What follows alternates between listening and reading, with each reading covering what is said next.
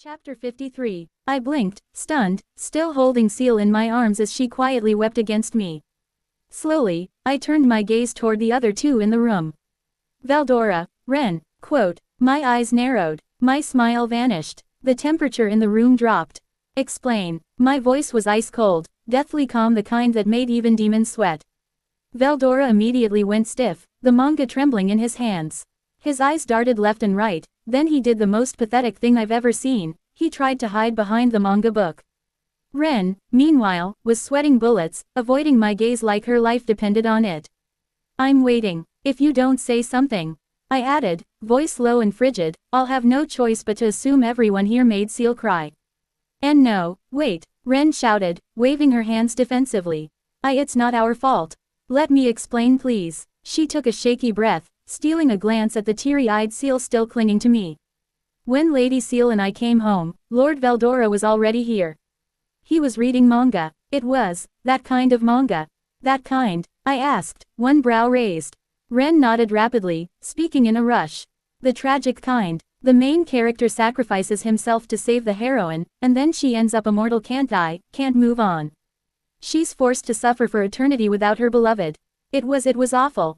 We were crying. Even Veldora sniffled a little, clutching the book like a cursed artifact. I slowly turned to him, glare still sharp. He nodded seriously. It was quite the tale. Ren pushed on quickly. Then Lady Seal asked why we were crying, so Lord Veldora gave her the manga. She read it, but then she asked why it was sad.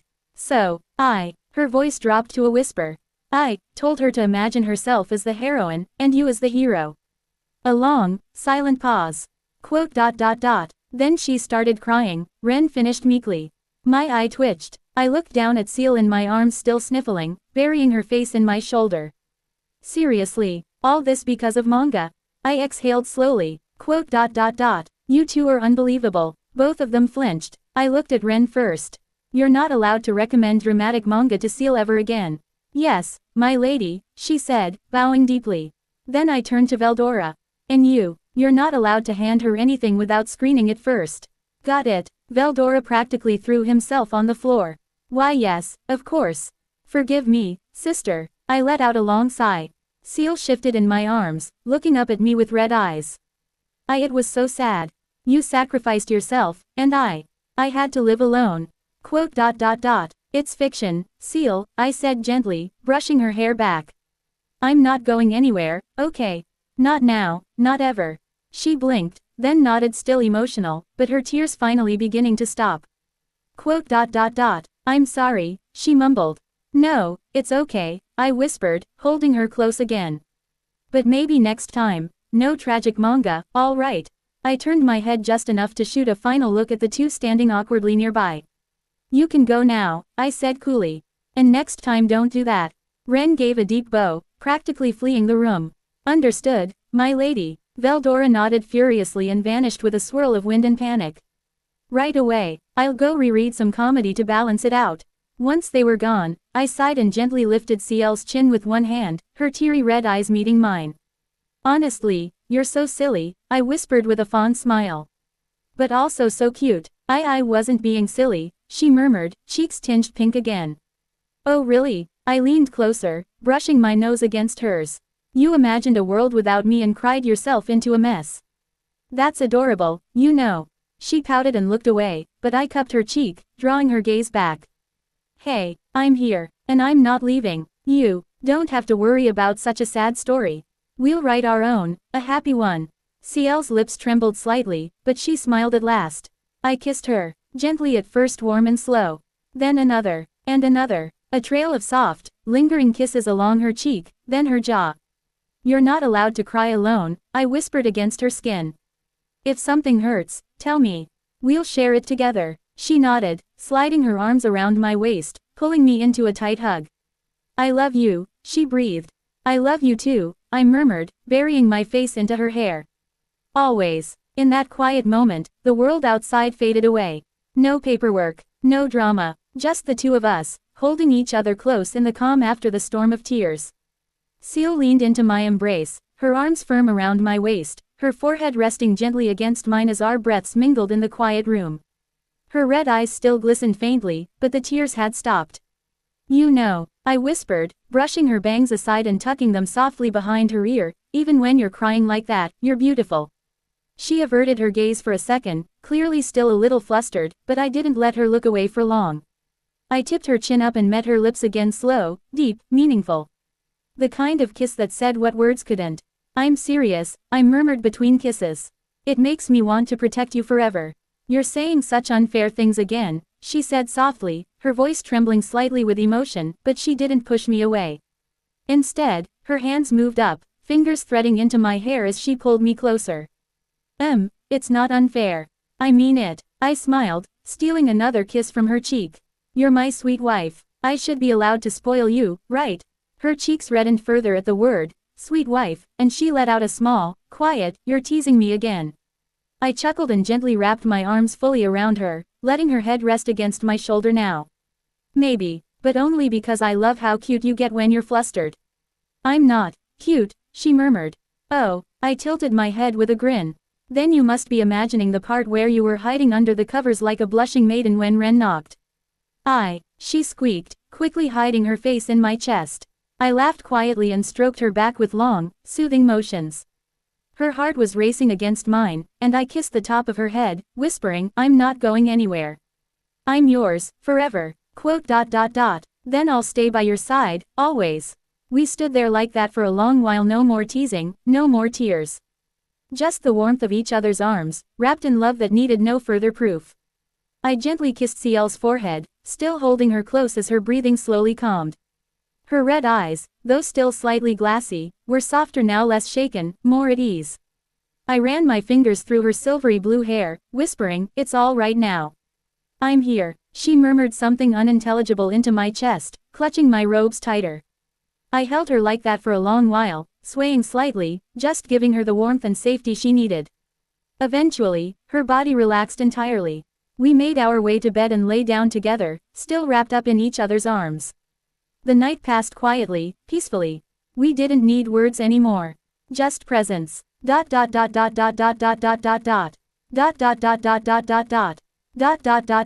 The next morning, there was a soft knock at the front door, followed by Ren's voice. Good morning, my lady. I've brought a message. I heard the door open and her footsteps approach.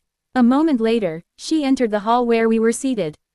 Ciel had already slipped into her composed, serene demeanor, though her hand remained gently resting atop mine. Ren gave us a bow, then straightened. I would like to apologize for yesterday. It was insensitive of me to push Lady Ciel emotionally like that. She bowed again, this time a bit deeper. Ciel nodded in acknowledgement. You did not mean any harm, Ren. I simply reacted more strongly than I expected. I chuckled. Still, you made my wife cry. That's a dangerous offense, you know. Ren blinked, unsure if I was joking, but offered a small smile. Understood. I shall accept any punishment later. Don't tempt me, I replied dryly. Now then, why the early visit? Hakuro has returned, Ren said, her tone shifting into professional mode. He requests an audience. He bears a report he wishes to deliver personally. Perfect timing. I stood and stretched. Ciel, let's go. With Ciel and Ren accompanying me, I made my way to the audience room, where Hakuro awaited in his usual composed stance. He bowed the moment I entered. It's been a while, Hakuro. How was your journey, my lady? His voice was calm, yet carried weight. We found something in the lands formerly ruled by Clayman. Elven ruins. It appears that the area was once part of an ancient kingdom. Elven ruins? I asked, raising a brow. Go on. The dark elves there described themselves as keepers of the graves. The ruins themselves are deeply buried, but the local structures show evidence of high magical density and old warding spells. It's likely there are valuable remnants of ancient civilization, possibly even before the Great Tenma War. I tapped my finger against my arm, thinking. Ancient elven ruins. That definitely wasn't something to make public. Too many interested parties might try to intervene or worse, sabotage. I see, I murmured, keeping my expression carefully neutral. Well done, Hakuro. For now, keep this between us. Not a word to any of the other nations or allied forces. Hakuro nodded gravely. Understood. I'll make time to investigate it personally later. There may be knowledge or artifacts there worth preserving. As you wish. I stood from my seat, my voice low and firm. We'll keep this quiet until I've seen it myself.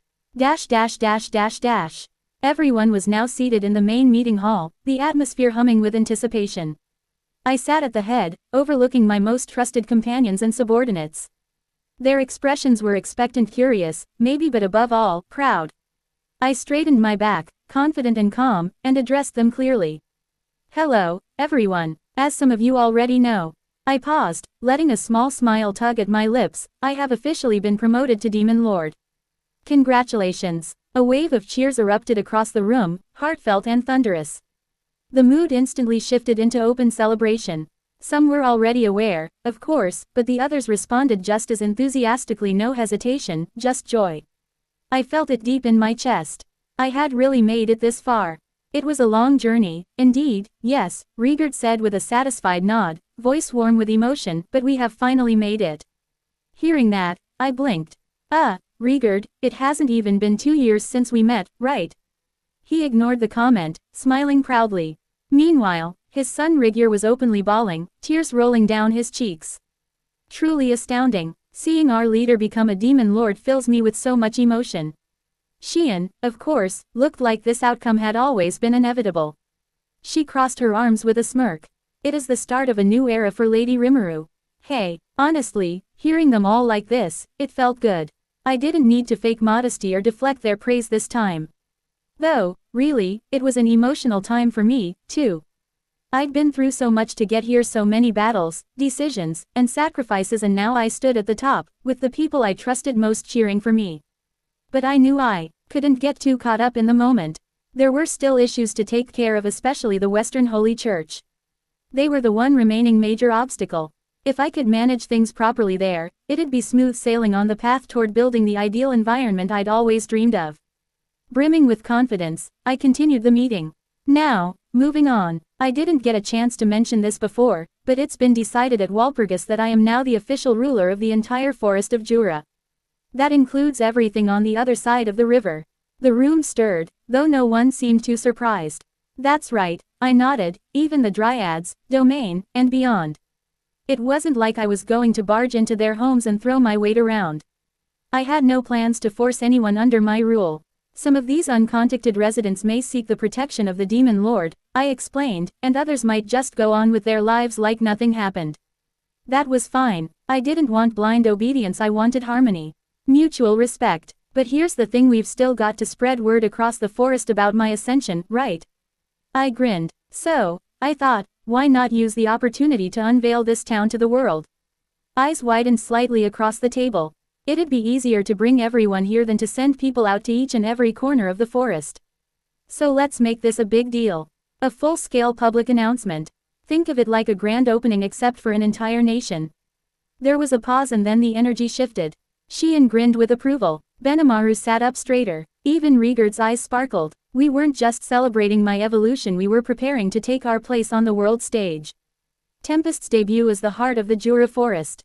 And I intended to make it unforgettable. Plus, you know, we've all been on pins and needles the past little while, I added with a small smile. Why don't we kick back a little bit? Let's hold a big festival to start this off. That got everyone's attention. We'll set up specific times for meet and greets with me, I continued, and stage a city-wide festival around them. That way, we can greet all the newcomers and representatives in one go instead of dragging it out for weeks. The excitement in the room was instant. There'll be a huge feast, too, I smirked slightly, remembering Milam's request, and I'll finally get around to teaching those subordinate of hers how to cook properly. This wasn't just about appearances. It was a chance to take a breather, to celebrate how far we'd come, and to share it with the world. Our people had poured their souls into building this city, and now we could show it off with pride. Wonderful, truly a wonderful idea, Rigard exclaimed, rising to his feet. Let's do it, Xian added with a wide grin. It will be a magnificent event. Benimaru nodded firmly, already thinking ahead on logistics. The room buzzed with anticipation. This will kind of be my public debut as well, I said, resting my chin on my hand, so let's make it the biggest one we can. Yes, my lady. And just like that, the gears of celebration began to turn. With a promise to hammer out the festival details later, I concluded my report and sat back in my seat. Now it was time to hear from the rest of the team. One by one, each of my top officials stepped forward and gave their reports updates on infrastructure, security, diplomatic movements, supply chains, and so on. Nothing too surprising to me, but it was useful for everyone else to stay in the loop. As expected, the flow of the meeting was smooth and efficient until Ren took her turn. She stepped forward, posture impeccable, hands clasped in front as always. Everything is proceeding on schedule, she began, then added with a faint glint in her eye, and since we're holding a festival with many important guests, I do hope you'll finally find the time to improve your manners, my lady. I nearly choked. Ren's face remained perfectly composed. Of course she'd use this chance to sneak in her agenda again. I gave her a blank stare, silently refusing to rise to the bait. With her report complete, she stepped back without another word. Seal, standing quietly behind me, leaned in slightly and whispered, "She does have a point, you know." I gave her a sideways glance, and she simply tilted her head playing innocent. I'll deal with that later. All that remained now was Soe's report. I sat up straighter, waiting for his update. Next came Soe, silent as ever as he stepped forward. All eyes turned to him. The room naturally grew a little quieter when he moved. I had left him with a fair number of tasks, so I figured his report would take a bit longer than the others. He began with a smooth, measured voice. "I have completed the reconnaissance for the proposed highway route between Tempest and Thalian," he said. "The terrain is generally favorable. Based on your original aerial survey, Lady Rimuru, we should encounter minimal resistance in terms of elevation or unstable ground." Nice. There are, however, he continued, several small monster settlements scattered throughout the forest along the route. Most are isolated, self-sufficient, and uninterested in conflict. However, I have marked a few that may require diplomatic engagement or force, should they reject your authority. I see. I tapped a finger on the armrest of my chair, thoughtful. We'll try to negotiate first. It'd be better to offer them a chance to integrate rather than uproot them. Soe nodded. Understood. I will assign agents to approach each group carefully and begin dialogues. I did discover one issue, Soe added, his voice calm but with that distinct weight it always carried when something serious was on the table. The forest of Jura is in your jurisdiction, Lady Rimuru. However, the Kusha Mountains lie right along its border. I tilted my head slightly. Kusha Mountains. Yes. The area is filled with jagged peaks and treacherous canyons. At the higher altitudes, it is said to be home to a tribe known as the Tengu, a long-nosed race. They are generally considered reclusive but dangerous. That last word caught my attention. Soe rarely added emotional weight unless necessary. The Tengu are said to be friendly on the surface, he continued, but their culture is rooted in martial pride. Even the former demon Lord Frey chose to avoid unnecessary conflict with them. I suggest seeking her counsel before proceeding, especially if we plan to expand our influence that way. I let out a hum. Technically, the Kusha Mountains weren't part of the forest of Jura. That made them outside Tempest's domain. Still, if they bordered our land, I couldn't afford to ignore them. All right, I started, already planning my approach. I should go in. One moment. Benimaru stepped forward, folding his arms with that dependable look on his face. If that's the issue, allow me to handle it. I raised an eyebrow. You sure? He nodded. We're looking at potential military tension here, right? It'd be better for someone with a commanding presence to go in first just in case. And if things turn diplomatic, I'll contact you right away. He was right. This kind of situation was exactly what a general should handle. I nodded, deciding to leave it to him. But then, you've seemed rather friendly with Lady Alvis as of late. My brother, Shuna chimed in, giving him a sharp stare. I would hope you are not volunteering merely for the chance of a tryst with her. Wait, Benimaru and Alvis. Since when? I turned to him, a little too quickly. What's this about, Benimaru? Shuna's not just making things up, right? He didn't even flinch. You misunderstand her, Lady Rimuru, he said smoothly, expression calm and collected. Shuna, enough of your nonsense. Shuna looked unconvinced, arms folded and eyes narrowed, but she didn't press further. I squinted at Benimaru. He didn't seem like he was lying. If anything, he looked too calm. That in itself was suspicious, but hey, if something was brewing between those two, it wasn't necessarily bad. Romance blooming across the high command, well, as long as it didn't interfere with work, I'd allow it. With a smirk, I made a mental note to keep an eye on those two. With that, we wrapped up the rest of the reports, making several decisions here and there as needed. The meeting was going smoothly, everyone efficient and focused. Then came Diablo's turn. He gave his usual thorough rundown on how things were progressing on his end, calm, composed, and with that ever-present elegant smile of his. Everything was going well, just as expected. However, Diablo added, his smile dimming just slightly, there is I wouldn't call it a problem, but something that does concern me slightly. Oh, that was rare. Diablo didn't use words like that lightly. I straightened in my seat. I didn't report it earlier since it didn't seem worth mentioning at the time, he continued, but Rahiam has yet to return. Ah, right, I knew I was forgetting something. That was the Archbishop I sent off to the Holy Church with that lovely little magic crystal message for Hinata. A rather pointed one, if I say so myself. And now, no word at all. Wait, Rahiam, I asked, raising an eyebrow. That's the guy we let travel to the Holy Church to explain the Pharmas situation, right? Did he not make it there, or something? Diablo nodded. We confirmed he arrived safely, and the church accepted the crystal. But since then, nothing. No word from them, and no word from him. That's odd. I leaned back in my chair, already suspecting the obvious. Great. The Holy Church's silence wasn't a great sign, and I had a feeling Hinata was going to respond in her own, unique way. Things just couldn't stay quiet for long, could they? Did they kill him to shut him up, maybe? I asked, leaning forward, eyes narrowing a little. I have not detected any such thing as of yet, Diablo replied with eerie calm. My tempter skill can seize the soul of anyone under its influence the moment they die. If there was no soul to harvest, he must still be alive. Then do you think they captured him? Maybe they're taking advantage of him somehow, I murmured, more to myself than to Diablo. Someone was definitely manipulating Hinata into fighting me. If they're still pulling strings from the shadows, Rahiam could be the perfect pawn to twist things even more. Diablo's expression remained unreadable, but his eyes gleamed faintly red. It is possible, however, there is no definitive proof at the moment.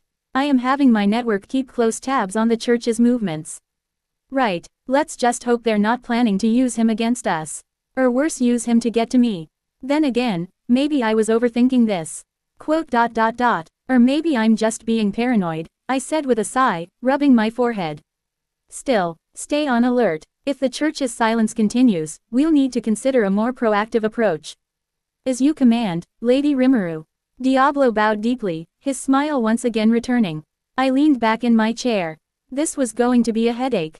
We discussed our future moves late into the night, throwing theories and possibilities at each other like a chaotic game of chess. Diablo, Benimaru, and Soe each had their own perspectives, some grounded, others more extreme, and even Shuna and Rigard occasionally chimed in with ideas I hadn't considered. Ren stayed mostly quiet, standing behind me like a loyal shadow, but I could feel her stare burning into my back every time I stretched too casually or rested my chin in my palm. No doubt she was silently tallying how many points of etiquette I was breaking just by existing. Seal, as always, was quietly analyzing everything, and whenever I felt uncertain, I could sense her support flowing into me like a steady stream of calm reassurance. I didn't have to say anything out loud, she was just there, always. By the time we wrapped everything up, it was already midnight.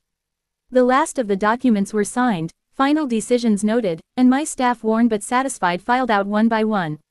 I exhaled deeply, finally letting myself slump back in my chair. Finally. The real work had only just begun. But at least for tonight, the battle of planning was over. The highway to the Dwarven Kingdom was finally complete, one major headache off the list. We even had a timetable ready for the road to Bloomend. But the more we accomplished, the more things piled onto my already overflowing schedule. A new highway to the Sorceress Dynasty of Thalian still needed to be laid out. Milam, bless her chaotic little heart, was practically demanding I build an entire city for her and her people. We were also preparing a massive festival and, oh right, there was that minor thing about eventually conquering the kingdom of Pharmas. Yeah, just a tiny to-do list. I knew becoming a demon lord meant responsibilities, but this was pushing the limits of even my patience. Of course, most of the time I found the perfect solution: escape to the labyrinth. Training with Veldora in the labyrinth was technically productive, so I didn't feel too guilty. Besides, it was efficient. Ren handled most of the paperwork, and I avoided mental decay from endless documents. Win-win, right? At least until Ren found out. That day she stormed into the labyrinth in full maid mode, eyes burning like twin suns. I swear I felt a chill in the magical rich air. Aha, Ren, I was just mid-training session, yeah. No more excuses, my lady. Back to work. She dragged me out by the ear like I was an unruly student, muttering something about dereliction of duty, and why'd I even bother ironing your schedule? Veldora saluted me like a fallen comrade as I was hauled away, and I couldn't even glare at him properly with my face smushed into Ren's arm. I guess break time was over. Today, after finishing about half a stack of paperwork, my brain had officially declared bankruptcy. I could practically hear it filing the paperwork for early retirement. So, obviously, I did the responsible thing. I decided it was absolutely critical to go inspect the street food stalls in the market district. Quality control is very important, after all. Can't have a Demon Lord's festival serving subpar food. It was totally not an excuse to slack off. Nope, not at all. While I was hard at work, nibbling on a fried dumpling and strolling through town, I spotted Gobta running full speed across the plaza, dust clouds in his wake. Gobta skidded to a stop the moment he saw me.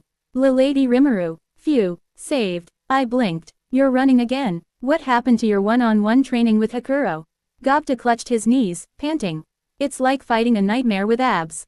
Well, running away from your duty, such a cruel and dishonorable thing, I said solemnly, shaking my head.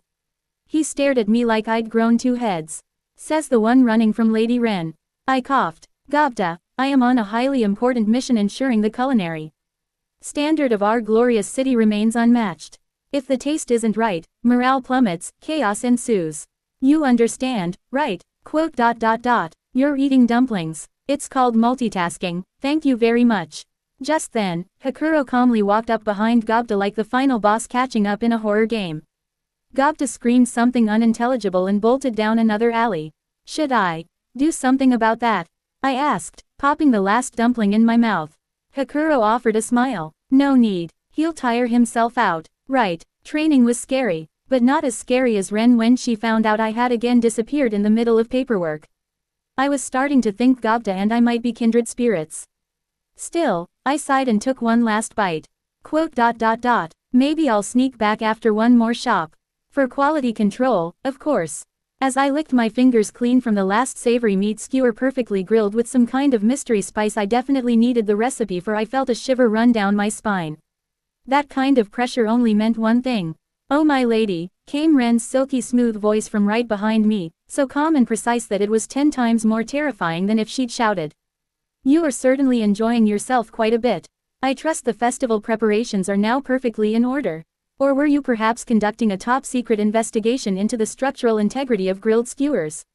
I froze mid-chew. Wah, Ren, I quickly asked Seal in a panic. Seal, why didn't you warn me she was coming? Her voice echoed in my mind, far too amused. Open double-angle bracket master, consider this divine punishment. You evaded work for the 3rd time this week. Close double-angle bracket. She even sounded smug about it. I was doing research. I protested as Ren stepped forward with an ominous elegance, pulling a thick document folder from somewhere. I didn't even see where that came from. Very important taste testing for morale and culinary diplomacy. Oh, is that so? She said with a deadpan smile, snapping the folder open. Then perhaps you can, diplomatically, sign these documents before the spices cool down. Next thing I knew, I was being dragged back to the office by one arm like a misbehaving child, skewers still in my hand. And just as I was trying to save the last bite with my teeth, I saw a familiar scene just ahead. Gobta, flailing and screaming, was being dragged across the plaza by Hakuro, face down and arms waving. Well, this is slightly off. More like a little too much, but well, I hope it helps. Our eyes met mid-drag. There was a silent understanding between us. Yo, I said with a defeated wave. Yo, Gobta replied, equally lifeless. We both sighed at the same time and muttered. Why is life so hard? Then Gobta, with the last of his strength, croaked. Let's switch. I glared. Excuse me. Hakuro tightened his grip on Gobta's ankle. Ren clutched my collar a little higher. We were both doomed. At least the skewers were good. As I signed the 5th document in under a minute, I could feel Ren's gaze boring into the side of my head like she was trying to carve a message into my skull with her eyes alone. She stood perfectly composed, the ideal maid in posture, but I could practically feel her judging me for every second I spent not doing paperwork over the past few days. Seal was behind me on the other side, calm and regal in her own way, but her silence only added to the pressure. I knew she was silently keeping score of how many times I tried to sneak out this week. The door burst open, and in came Soka, slightly out of breath and with a grave expression on her face. "My lady," she called urgently, dropping to one knee. "This is an emergency." I looked up from the mountain of paperwork like a divine wind had just saved me from a bureaucratic apocalypse. "What's wrong?" I asked quickly, grateful for any excuse to pause. Ren glanced sideways at Soka. I could tell she knew I was too happy to cancel plans, but she said nothing. This was important, and she was still a professional. Soka straightened her back and delivered the bombshell. "Hinata Sakaguchi is on the move. Alone. And she's headed straight here." "Wah, alone?" I blinked. Soka nodded, wiping a bead of sweat from her brow. "She's not with her usual Holy Knight entourage. She's traveling unaccompanied, but we confirmed the sighting through multiple scouts. She's definitely coming." I set down my pen with a sharp sigh. I was just about to inspect the forge today, too. I leaned back dramatically in my chair. "Oh no. What a shame." A smile tugged at the corner of my lips. "Guess that'll have to wait." Ren's eye twitched, but she said nothing. She knew. She definitely knew. But thankfully, the seriousness of the report gave her no room to scold me right now. Still, I could feel her writing it down in some invisible, my lady's irresponsibility list. That notebook probably had chapters by now. I turned back to Soka, keeping my tone serious this time. "Tell me everything you know. Let's figure out what she's after because I doubt she's just coming over for tea." Just as I was about to start analyzing the situation, a shadow shifted on the floor beside Soka and with practiced grace, Tuka, one of her most talented subordinates, leapt out and landed on one knee. "We've detected new movements," she announced crisply. I narrowed my eyes. What happened? 4 paladins have appeared. They're moving to join Hinata. Just 4. Yes, my lady, Tuka confirmed. But they are no ordinary reinforcements. All 4 appear to be extremely powerful. Furthermore, they used some kind of cloaking or displacement magic to immediately shake our scouts off their trail. Seal murmured in my mind. Highly trained individuals, most likely. It would be unwise to underestimate them. I drummed my fingers on the desk, brows furrowed. So Hinata wasn't coming alone after all. Still, something felt off. She left alone at first, and then 4 elite paladins followed her afterward. I muttered aloud. That's strange. Were they ordered to back her up from the start? Or, are they keeping an eye on her? Maybe someone doesn't trust her to handle this alone. I tapped the side of my head and thought. Last time, someone was feeding her bad intel, manipulating her into thinking I was the villain. Could it be happening again? Or worse, could she have learned the truth, but someone else still wants her to fight me? I shook my head. No time to dwell on that yet.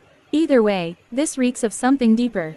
It's too convenient. I don't think Hinata wants a straight-up fight, but someone does. I took a deep breath, then stood up from my chair. All right, I'll gather the executive staff. We're going to come up with a strategy. If Hinata really is coming for me, I want to know why and I want to be ready for whoever's pulling the strings. Ren quietly handed me my coat without a word. No lecture this time, just a solemn nod. Ciel's voice was calm and clear in my mind. "We'll protect everything, Master. Whatever this is, we'll be ready." To be continued.